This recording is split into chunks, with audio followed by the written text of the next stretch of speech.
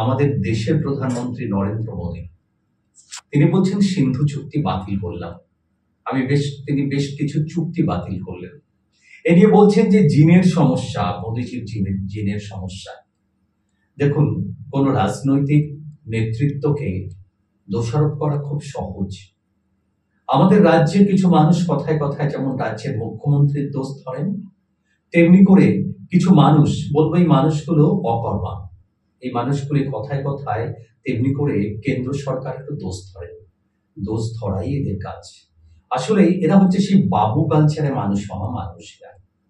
এদের কাজ কর্ম নেই, শুধুই দোষ ধরা। আচ্ছা, এদের যদি বলা হয় যে তুমি এক কাজ করো, পাকিস্তানের সাথে তো এখন যুদ্ধ হচ্ছে, তোমার দম আছে, তোমার জিন একেবারে হাইফাই জিন, তো তুমি যুদ্ধে যাও, দেখবেন সঙ্গে সঙ্গে কত সমস্যা। আমার তো আসলে হার্টের সমস্যা, আমার তো আসলে পেটের সমস্যা, আমার বাবার এই সমস্যা, ওই সমস্যা, সে সমস্যা ইত্যাদি। আমি এই যে বলছি না, এর এগেনস্টে আমাকে বলা হবে যে আপনার যত এত কিছু, তাহলে আপনি কেন যাচ্ছেন না, আর আপনার এত জ্বলছে কেন, ফাটছে কেন, ইত্যাদি ইত্যাদি।